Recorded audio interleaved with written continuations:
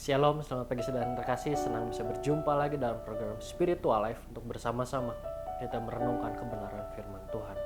Ayat perenungan kita pada pagi hari yang terambil dari Kisah Para Rasul 7 ayat 1 sampai 16. Kisah Para Rasul 7 ayat 1 sampai 16, saya akan bacakan ayat ini bagi Bapak Ibu Saudara semua. Pembelaan Stefanus bagian yang pertama. Kata imam, benarkah demikian? Jawab Stefanus, hai saudara-saudara dan bapak-bapak, dengarkanlah. Allah yang maha mulia telah menampakkan dirinya kepada bapa leluhur kita Abraham ketika ia masih di Mesopotamia sebelum ia menetap di Haran. Dan berfirman kepadanya, keluarlah dari negerimu dan dari sanak saudaramu dan pergilah ke negeri yang akan kutunjukkan kepadamu. Maka keluarlah ia dari negeri orang Kasdim lalu menetap di Haran. Dan setelah ayahnya meninggal, Allah menyuruh dia pindah dari situ ke tanah ini, tempat kamu diam sekarang.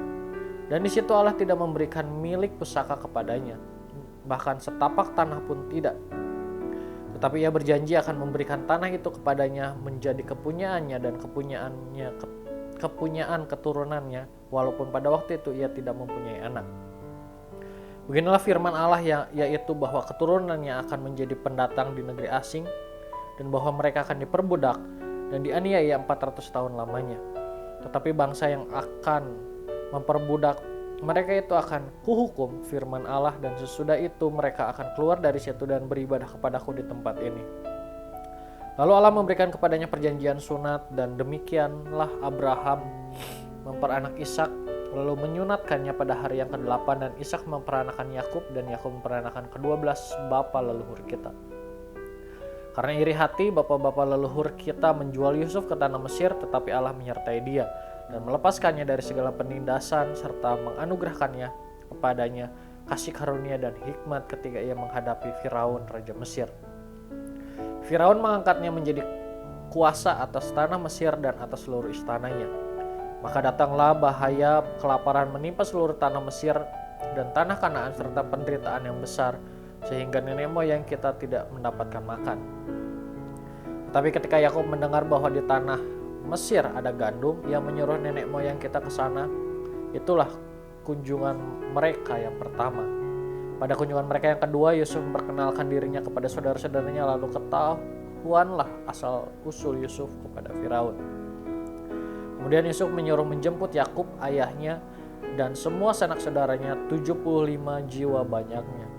Lalu pergilah Yakub ke tanah Mesir. Di situ ia meninggal, ia dan nenek moyang kita. Mayat mereka dipindahkan ke Sikem, diletakkan di dalam kuburan yang telah dibeli Abraham dengan sejumlah uang perak dari anak-anak Hemor.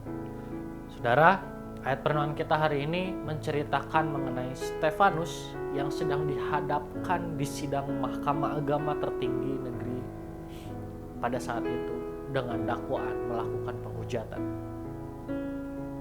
Ia dituduh karena telah mengucapkan kata-kata hujat kepada Musa dan kepada Allah. Sebab ia telah mengucapkan perkataan yang menghina tempat kudus dan hukum Taurat. Dan saat inilah Stefanus melakukan pembelaan. Saudara, saat Stefanus memberikan pembelaannya, ia nampak sebagai orang yang sangat siap serta mahir dalam soal-soal kitab suci. Ia mampu mengaitkan kisah-kisah kitab suci satu sama lain sehingga sangat sesuai dengan tujuan tanpa harus membaca Alkitab secara langsung. Pada saat itu, Stefanus penuh dengan Roh Kudus. Roh Kudus membantu membuka ingatan Stefanus tentang isi kitab suci serta mengajarkan cara menggunakan ayat-ayat tersebut dengan tepat. Saudara, kita melihat bagaimana Roh Kudus berkarya dalam kehidupan Stefanus sehingga Stefanus mampu menyampaikan pembelaannya dengan sangat baik. Begitu pula seharusnya kehidupan setiap kita. Setiap kita seharusnya selalu dibimbing Roh Kudus dalam menjalani setiap aktivitas kita, sehingga perkataan kita, tindakan kita, dan pikiran kita selalu sesuai dengan firman-Nya. Marilah kita selalu meminta Roh Kudus untuk membimbing dan menuntun kita dalam menjalani keseharian aktivitas kita, sehingga dalam menjalani keseharian kita nama Tuhan dipermuliakan. Saudara, Marilah kita mengambil waktu sejenak untuk merenungkan kebenaran firman Tuhan yang baru saja kita dengar. Saudara, sudahkah dalam menjalani keseharian ini kita terlebih dahulu meminta Roh Kudus untuk membimbing dan menuntun keseharian kita? Jika selama ini kita masih belum terlebih dahulu meminta Roh Kudus untuk membimbing dan menuntun keseharian kita, maka marilah berdoa, meminta Allah untuk mengubahkan kehidupan kita, sehingga sebelum menjalani keseharian ini, kita terlebih dahulu selalu meminta bimbingan dan tuntunan dari Roh Kudus.